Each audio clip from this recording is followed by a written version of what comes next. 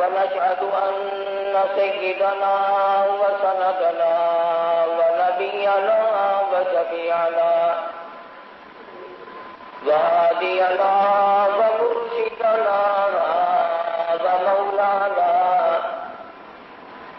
ومولانا محمدا عبده ورسوله أرسله بالحق بشيرا ونذيرا صلى الله تعالى عليه وعلى آله وأصحابه وأزواجه وذرياته وبارك وسلم تسليما كثيرا أما بعد فأعوذ بالله السميع العليم من الشيطان الرجيم بسم الله الرحمن الرحيم ألا إن أولياء الله لا خوف عليهم ولا هم يحزنون الذين آمنوا وكانوا يتقون لهم البشرى في الحياة الدنيا وفي الآخرة لا تبديل لكلمات الله ذلك هو الفوز العظيم صدق الله مولانا العلي العظيم وصدق رسوله النبي الكريم ونحن على ذلك لمن الشاهدين والشاكرين والحمد لله رب العالمين اللهم صل على محمد وعلى آل محمد كما صليت على إبراهيم وعلى آل إبراهيم إنك حميد مجيد اللهم بارك على محمد وعلى آل محمد كما باركت على إبراهيم وعلى آل إبراهيم إنك حميد مجيد سلطان نور الدین سنگی سب کہہ دو رحمت اللہ علیہ بادشاہ ہے. ہر جمعرات کو 1000 درود شریف پڑھنا اپنی زندگی کا نصب العین بنا رکھا تھا. ہر جمعرات کو 1000 درود شریف بلا ناغہ پڑھتا تھا. لکھا ہے کہ ایک رات 700 مرتبہ پڑھا, نیند آ گئی, خواب میں دیدار ہوا حضور اکرم صلی اللہ علیہ وسلم کا, تو فرمایا نور الدین آج 300 درود شریف کم کیوں پہنچا؟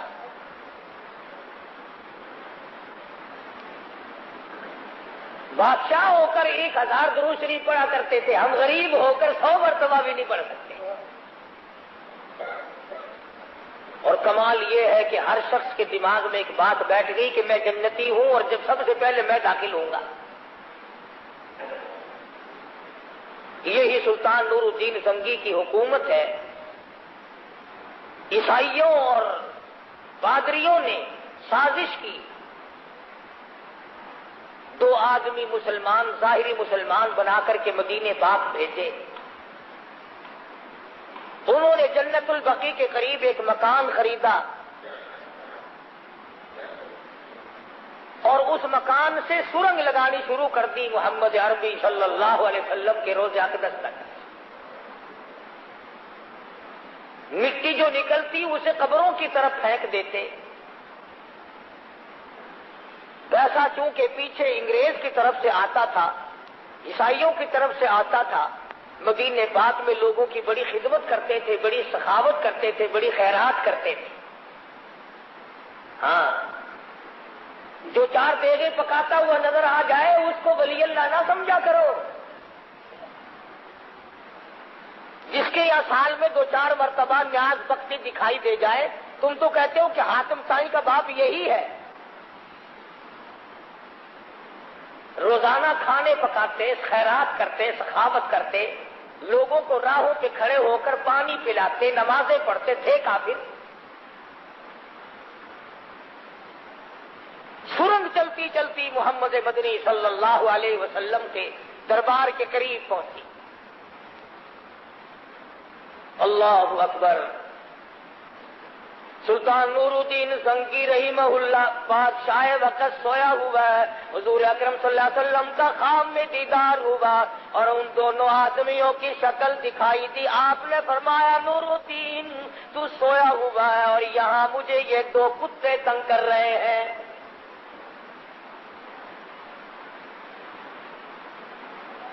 سلطان نور الدین زنگی رحمت اللہ علیہ اٹھا. میرے گناہوں کی شامت مجھے نظر آئی، خواب مجھے نظر آ گیا. اٹھا، وضو کی، نوافل پڑھے، دعا اور استغفار کی، اپنے گناہوں کی معافی مانگی، پھر سو گیا. پھر مدنی کریم صلی اللہ علیہ وسلم کا دوسری مرتبہ خواب میں دیدار نصیب ہوا اور ان دونوں آدمیوں کی شکل دکھائی دی. فرمایا نور الدین تو سویا ہوا ہے، مجھے یہ کتے ستا رہے ہیں. پھر نور الدین زنگی رحمت اللہ علیہ اٹھا، دعا مانگی، وضو کیا، استغفار کی، نوافل پڑھے، پھر تیسری مرتبہ سو گیا.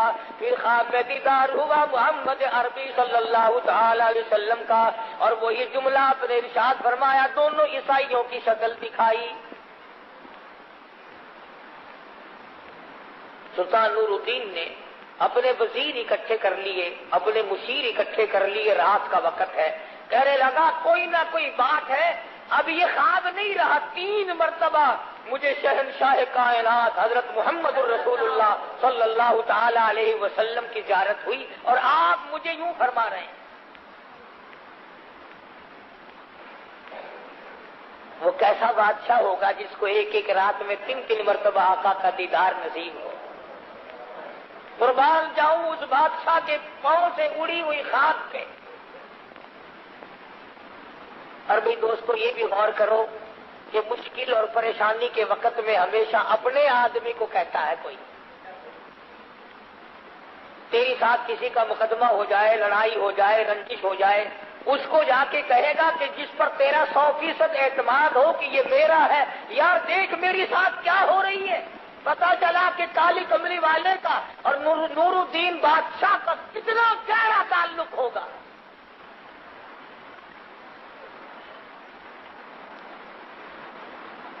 وہی رونا میں رو رہا ہوں کہ آج مزدور، آج غریب، آج تنگ دست، آج بال بچوں دار آدمی کو یہ توفیق نہیں کہ وہ تمنا کرے اس بات کی کہ مجھے محمد عربی صلی اللہ علیہ وسلم کا خواب میں دیدار ہو، میں اپنے آقا کو دیکھ لوں. دنیائی میں یہ سب سے بڑی دولت ہے. سلطان نور الدین زنگی رحمت اللہ علیہ نے اپنے وزیروں اور مشیروں کو اکٹھا کیا اور کہا کہ اس طرح سے 3 مرتبہ دیکھ چکا ہوں، مشورہ دو. بادشاہ جب ولی اللہ ہوگا، وزیر بھی اصل تو ولی اللہ ہوں گے نہیں، کم سے کم مسلمان تو ہوں گے. بادشاہ جب ایسا تھا کہ ایک رات میں 3 مرتبہ شہنشاہ کائنات صلی اللہ علیہ وسلم کا دیدار کر رہا ہے تو اس کے وزیر بھی اصل تو اس جیسے ہی ہوں گے، ورنہ اس سے کم درجے کے مسلمان تو ہوں گے نا.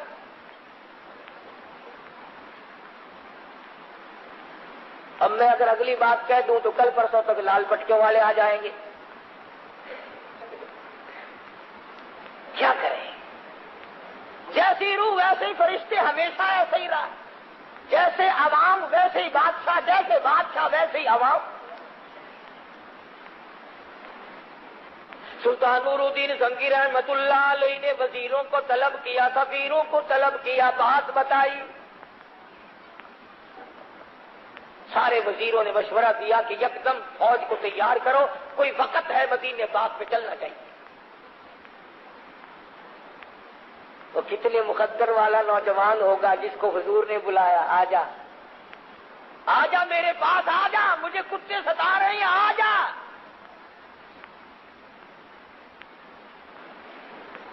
تو جس کو امام الانبیاء بلائیں قربان ہو جاؤ۔ فوج اور لشکر چل پڑا مدینے پاک کی طرف، اور مدینے میں آ کر کے مشورہ کیا کہ اس طرح حضور صلی اللہ علیہ وسلم کو تکلیف ہے، کیا کیا جائے، کیا صورت اختیار کی جائے۔ تو وزیروں نے مشورہ دیا کہ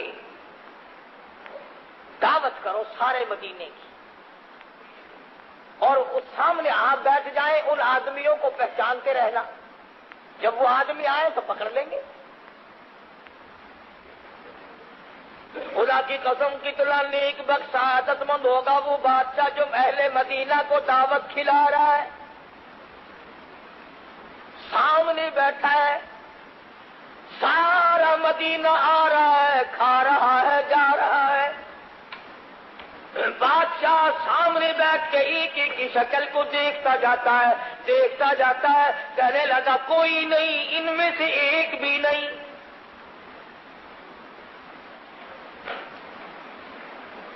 لوگ کہنے لگے کہ مدینہ تو سارا ختم ہو گیا، پھر کوئی باقی نہیں رہا، امیر غریب دکاندار کاشتکار تاجر اچھے برے سب کھا گئے، کوئی پیچھے باقی نہیں۔ بادشاہ کہنے لگا، پریشان ہوا سلطان نور الدین کہ بات سچ ہے، سرکار دو عالم صلی اللہ علیہ وسلم کا فرمان ہو اور غلط ہو جائے، ایسا نہیں ہو سکتا۔ کھینچا نور الدین زنگی نے گورنر مدینہ کو، چلاؤ آدمی کہاں ہے؟ اندر کی بات نہیں بدلائی، کہا اور آدمی باقی ہے مدینے کے، میرا ایمان کہتا ہے، میرا یقین کہتا ہے آدمی باقی ہے مدینے کے دعوت کھانے والے، تم کیسے کہتے ہو سارے ختم ہو گئے؟ اب حکومت والے کو چل دیے تلاش کرنے، ایک وہیں پہ ہمارے حاجی شفیع صاحب جیسا اچھا آدمی پاس کھڑا ہوا تھا، کہنے لگا جی مینو ہوں یاد آئے، دو بندے بڑے نیک، بڑے ولی، بڑے سخی، بڑے حاکم تائیں، پر ایک گل ہے وہ کسی کا کھان دے نہیں، وہ تو کھواندے ہیں سارا ہی دن، وہ کسی کا نہیں کھاتے، وہ تو سارا دن کھلاتے ہیں، لوگوں کو سخاوت کرتے ہیں، پانی پلاتے ہیں، ستو پلاتے ہیں، پیسے دیتے ہیں، غریبوں کی امداد کرتے ہیں، مریضوں کی عیادت کرتے ہیں۔ سلطان نور الدین بادشاہ کہنے لگا چلو لاؤ تو صحیح، نہیں کھائیں گے میں دیکھ تو لوں گا، زیارت تو کر لوں گا ان کی۔ ان دونوں نیکوں کو بلا کے لائے جو لوگوں کی نظروں میں ولی اللہ بنے ہوئے تھے، بادشاہ دیکھتے ہی پہچان گیا کہ یہی ہے وہ بدماش، پکڑ لیا اور ان کی مالش شروع کی۔ یوں لکھا کتابوں میں کہ لوگوں میں ایسا سکہ بٹھا رکھا تھا انہوں نے کہ پٹائی ان کی ہو رہی تھی، سارا مدینہ رو رہا تھا، ہائے نیکوں کو مار دیا، ہائے غضب ہو گیا، ہائے وہ دیکھو وہ ستو پلانے والے کی پٹائی ہو گئی، اور فلاں نے جس نے مجھے کپڑا دیا تھا اس کی پٹائی ہو گئی، عورتیں رو رہی ہیں کہ یہ تو ہمیں غریبوں کو کپڑے دینے والے نیک لوگ، ان دونوں کو مار پڑ رہی ہے اور سارا مدینہ رو رہا ہے۔ اس لیے پتہ چلا کہ جس کو لوگ ولی کہیں وہ ولی نہیں، جس کو خدا کہے یہ میرا ہے وہ ولی ہے۔ اہل مدینہ رو رہے ہیں، نہ مارو، بڑے سخی ہیں، بڑے نیک ہیں، بڑے بزرگ ہیں، ہر محرم میں ان کے یہاں نیاز کی دیگ پکتی ہے، بڑے چاول بانٹتے ہیں، کھڑے سے مجلس لگتی ہے، بڑا زبردست ان کا کاروبار ہے، نماز نہیں پڑھنی، روزے نہیں رکھنے، ارکان اسلام کو ڈھا دینا، ایک چاول دیگ بانٹ کر کے جنت کے دروازے پہ اونچے دروازے پہ نام لکھوا لینا، اگر یوں نام لکھے جاتے تو بلال کا چمڑا نہ اکھیڑا جاتا۔ پٹائی ہوئی دونوں کی، مدینہ منورہ کے حکمراں پولیس والے مار رہے، سارا مدینہ رو رہا ہے۔ یہ کیا بات ہوئی؟ جو اتنے نیک تھے، جتنے اللہ والے تھے، اتنے سخی تھے، ان کو نہ مارو، یہ تو سارے مدینہ پہ رات دن صدقہ کرتے ہیں، کھانے والے نہیں کھلانے والے ہیں۔ سلطان نورالدین زنگی رحمۃ اللہ علیہ نے خوب مالش کرائی. اس کے بعد ایک بول اٹھا, آؤ میں بتاتا ہوں. جس مکان میں رہا کرتے تھے اس مکان میں چاروں طرف جا کے دکھلایا, پھر مکر گیا, کچھ نہیں ملتا. جہاں مصلی بچھا ہوا ہے مصلی اٹھا کر تلاش کیا, اس مکان میں بھی کچھ نہیں ملا. نہ انہوں نے بتلایا, مار کھا کر پکے ہوں گے نا 10 نمبریے, بتایا ہی نہیں. پھر پوچھا کہ یہ کس مکان میں رہتے ہیں. اس مکان کی جا کر کے پولیس نے تلاشی لی, نہ کوئی مٹی, نہ کوئی گھٹا, نہ کوئی سوراخ, کچھ بھی نظر نہ آئے. حیران ہے سلطان نورالدین زنگی. اور جب کچھ نہ انہوں نے بتلایا, مار مار کے تھک گئے, نہ مکان سے کچھ پتا چلا. نورالدین نے سر سجدے میں رکھ دیا, میرے مالک بندہ ہوں, رہنمائی فرما. میں آخر بندہ ہوں, مجھے غیب کا پتہ نہیں لگتا, پہنچ تو گیا ہوں, آدمی پہچان لیے, آگے میری تو ہی رہنمائی فرمائے. بس دل میں اللہ پاک نے ڈال دی کہ جس مصلی پہ کھڑے ہو کر تمہیں سجدہ کیا نا, یہ مصلی تو اٹھاؤ. مصلی اٹھایا تو نیچے سے چٹان, باقی تمام فرش سے الگ ایک چٹان ہے پتھر کی. چٹان اٹھا کر کے دیکھا, یہاں سے لے کر گنبد خضرا صلی اللہ علیہ وسلم تک مکمل سرنگ لگائی جا چکی تھی. اور عیسائی کافروں نے یہ پروگرام بنایا تھا کہ حضور اکرم صلی اللہ علیہ وسلم کا جسم اقدس نکال کے لے آؤ, پھر ہم مسلمانوں سے مطالبہ کریں گے کہ تم جو کہتے ہو یہاں ہمارا نبی ہے, یہاں ہمارا نبی ہے, یہاں ہمارا محمد ہے صلی اللہ علیہ وسلم, اور یہاں ہمارا رسول ہے, تو نبی کے جسم کو زمین نہیں کھایا کرتی, آؤ کھود کے دکھلاؤ ہمیں کہاں ہے. قبر خالی ملے گی, مسلمان جھوٹے ہو جائیں گے. یہ پروگرام تھا کافروں کا. سلطان نورالدین زنگی رحمۃ اللہ علیہ نے اسی وقت حضور اکرم صلی اللہ علیہ وسلم کی قبر شریف سے چاروں طرف 9 دیواریں بنوائی, زمین کی نچلی سطح سے لے کر اوپر تک, اور اس میں لوہا, تانبا, پیتل, سونا, چاندی, شیشہ, ہر قسم کی دھات ملائی کہ کوئی بھی توڑ نہ سکے. اب جہاں میں اور آپ جا کر کے سلام پڑھتے ہیں نا, 9 دیواریں ہیں اور 10ویں جالی ہے. 9 دیواریں ہیں اور 10ویں جالی ہے. یہاں کھڑے ہو کر کے ساری کائنات حضور اکرم صلی اللہ علیہ وسلم کی ذات اقدس پر سلام عرض کرتی ہے. تمہارا کیا کہنا؟ تمہیں تو وہاں جانے کی بھی ضرورت نہیں ہے, لاؤڈ اسپیکر کے سامنے کھڑے ہو کے کیا لیتے ہو, تمہارے لیے بھی یہی کافی ہے. کیا کرو گے مدینے جا کر؟ نہ مدینے والا تمہیں ٹھہرنے دے, نہ تم وہاں ٹھہرو, نہ رہو, نہ مرو, کوئی چیز بھی تمہارے بس کی نہیں. فارغ یہ کر رہا تھا کہ وہ لوگ کتنے خوش نصیب تھے. بات یوں چل نکلی, آج کوئی مضمون بنا کر کے نہیں لایا کہ اللہ پاک نے بادشاہوں کو ولایت دی, حکمرانوں کو ولایت دی, خلیفاؤں کو ولایت دی, وزیر اولیاء کرام میں سے تھے. آج غریبوں کو کیا ہوا کہ وہ نماز ہی نہیں پڑھتے. بلکہ ایک وقت تھا لوگ بچا کرتے تھے. عالمگیر بادشاہ مغلیہ خاندان کا ہے رحمہ اللہ, نیک آدمی ہے, بہت اللہ والا ہے. اس کے زمانے میں ایک بہروپی نے پیری کا روپ دھار لیا, بزرگ بن بیٹھا ہے کہ جھونپڑی میں. اس نے کئی شہر کے قریب بنائی ہوگی. یہ ہمارے زمانے کے جتنے ملنگ ہیں نا, کلیوں والے, قبرستان کے کنارے پہ جا کے کلی بناتے ہیں. جتنی چرس, جتنی فیم, جتنی بھنگ, جتنا جوا قبرستان میں ہوتا ہے شہر میں نہیں ہوتا. اور میں دعوے سے کہتا ہوں جتنی بدکاری لوگ قبرستان کے ارد گرد کرتے ہیں اتنی بدکاری چکلے میں نہیں. الزام ہمیں دیتے ہو, تم مردوں میں بیٹھ کر شراب پیو, بھنگ پیو, چرس پیو اور بکواس کرو, نماز نہ پڑھو, حرام خوری کرو, اور پھر وہاں بھی ہم اس قبرستان میں عیب کیے جاتے ہیں جہاں جائے بغیر تیرا گزارا نہیں. لاکھوں من مٹی کے نیچے جانا پڑے گا. اور خدا کے بندے قرآن پر ان کی روح کو بخش, قبروں کو یاد کر, قبر کو دیکھ اور اپنے جگر پہ ہاتھ رکھ کے سوچ, ایک دن میں بھی یہاں آؤں گا.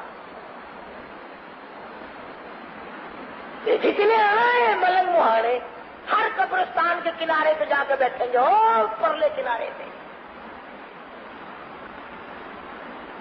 اس لیے میں تو کہتا ہوں حضور اکرم صلی اللہ علیہ وسلم کا ارشاد کرامی ہے، اگر کوئی باعمل آدمی، اچھا متقی قسم کا آدمی قبرستان سے گزرتا ہوا سورۃ یاسین پڑھ کے بخش کے چلا جائے، نبی نے ارشاد فرمایا 40,000 مردوں کی نجات ہو جاتی ہے۔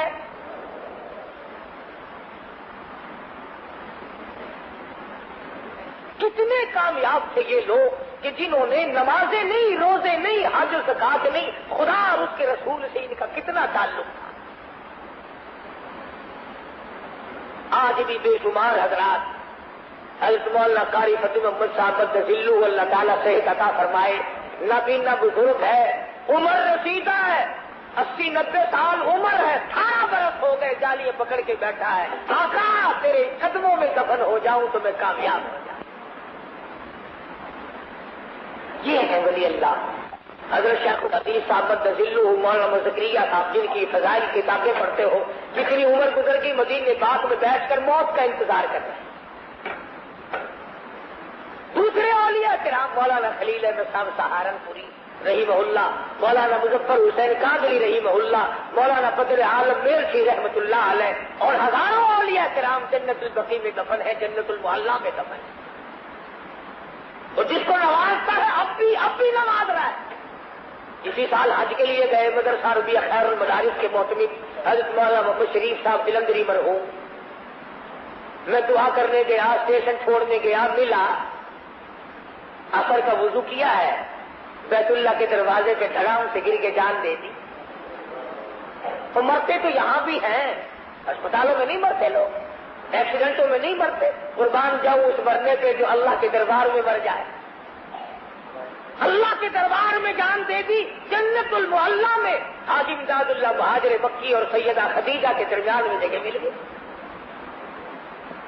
یہ اللہ کی طرف سے ہے، اور یہ خداوند کریم جس کو کوئی مقدری چیزیں ہیں بنانے سے نہیں بنتی، بہرحال طلب تو ہونی چاہیے، دل میں ارمان تو ہونے چاہیے، ہر وقت دعا تو ہونی چاہیے، یا اللہ دفن بھی اچھا ہو، کفن بھی اچھا ہو، نماز جنازہ بھی اچھی ہو، اور آخری وقت بھی اچھا ہو، کلمہ پڑھتے ہوئے دم نکل جائے تو اور کیا چاہیے۔ اس لیے یہ چیز عرض کر رہا ہوں کئی جمعوں سے، تاکہ ہماری کھوپڑی میں یہ بات بیٹھ جائے کہ اولیاء کرام وہ ہیں جن کا اللہ اور اس کے رسول سے تعلق ہے، سنت کی تابع داری ہے، حضور صلی اللہ علیہ وسلم کی غلامی ہے۔ اللہ پاک مجھے بھی ایسے اولیاء کرام کی غلامی کی توفیق عطا فرمائے اور مجلس نصیب فرمائے۔ وآخر دعوانا الحمدللہ۔